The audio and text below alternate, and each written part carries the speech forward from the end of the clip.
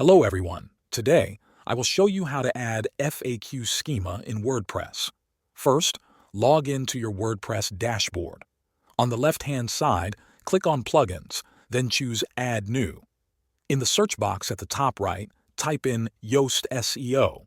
When you see it in the list, click Install and then Activate. Now go to the post or page where you want to add your FAQ section. In the content area, click the plus icon to add a new block.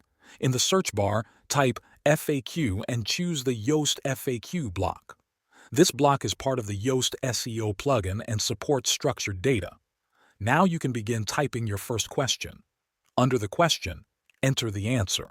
To add more questions, click the Add Question button. You can keep adding as many questions and answers as you need.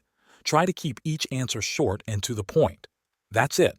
You've successfully added FAQ schema in WordPress.